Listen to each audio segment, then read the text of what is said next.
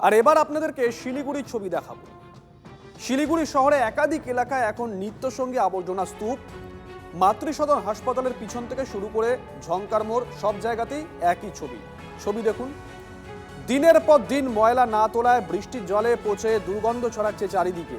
তবে শুধুমাত্র জঞ্জালই নয়, প্রশাসনিক পরিষেবাতেও চরম ভোগান্তি। নেই কোনো নির্বাচিত কাউন্সিলর, ফলে জন্ম মৃত্যু বা রেসিডেন্সিয়াল সার্টিফিকেটের মতন জরুরি পরিষেবার জন্য ঘন্টার পর ঘন্টা অপেক্ষা করতে হচ্ছে বাসিন্দাদের। এই দুর্ভোগের শেষ কবে, এটাই তো প্রশ্ন। এটা তো অনেক দিনের দীর্ঘদিনের সমস্যা। এটা দীর্ঘদিন গন্ধ তো বিশাল পড়ায়, গন্ধ বাড়ায়, আশেপাশের বাড়ির লোকের পুরো সাফারার হয়। এগুলো কাউন্সিলর যখন ছিল আমাদের শ্রদ্ধেয় কৃষ্ণপাল, তখন ডেলি মোটামুটি পরিষ্কার হতো। এখন লক্ষ্মীপাল আছে, তা উনিও করেন, কিন্তু কি করবে, বড় নেই। এখন প্রশাসক চালাচ্ছেন। আমরা বিগত 5 বছর ধরে আমরা দেখে যাচ্ছি, এটা আজকের না, এটা মোটামুটি 5 বছর ধরে এখানে এভাবে ফেলা হচ্ছে। এভাবে যাওয়া আসা যে দুর্গন্ধ বেরোয়, তা কোনো প্রকারে থাকাও যায় না এখানে। আর বারবার আমি টক টু মেয়রও বলেও ছিলাম, তা সত্ত্বেও কোনো কাজ হয়নি। পরিষ্কার করে আবার নোংরা হয়ে যায়। কোলাডুবুর কাঁচরা, তারপরে গঙ্গানগর কাঁচরা, হ্যাঁ, প্লাস্টিক গুটানোর কাঁচরাগুলো তো এখানে ফালাইতে হয়। এখানেই তো জোর দেওয়া উচিত পরিষ্কার রেখে। এখন আমরা কি বলবো, আমরা তো কাজ করি দাদা। তো আজকের থেকে না, তো অনেক পুরানো হয়ে গেছে। এখানকার সবাই, প্রশাসন সবই দেখছে। আর এখানে যত আসে পরিষ্কার করতে, প্রায় প্রতিদিনই আসে, এটা বলবো না যে আসে না, কিন্তু কোনো টাইমিং নাই। 12টা, 1টা, 2টা, 3টা বেজে যায়।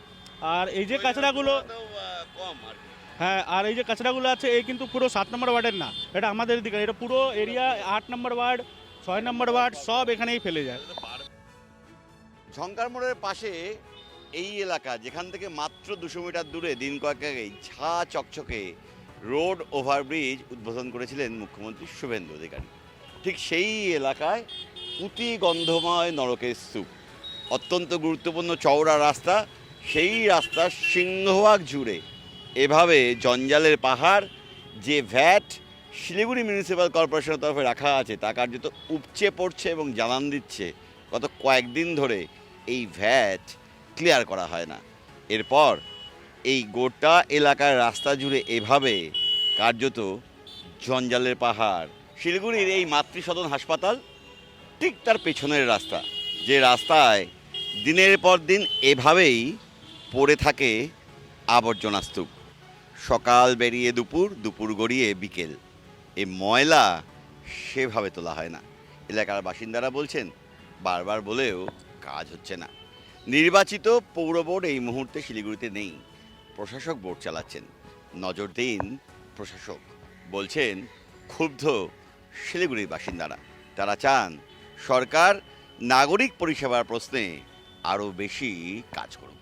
সেই জায়গায় দাঁড়িয়ে প্রতিদিন ঠিক উল্টো ছবিটাই দেখতে এবং ভুগতে হচ্ছে শহরের বহু এলাকার বাসিন্দাদের।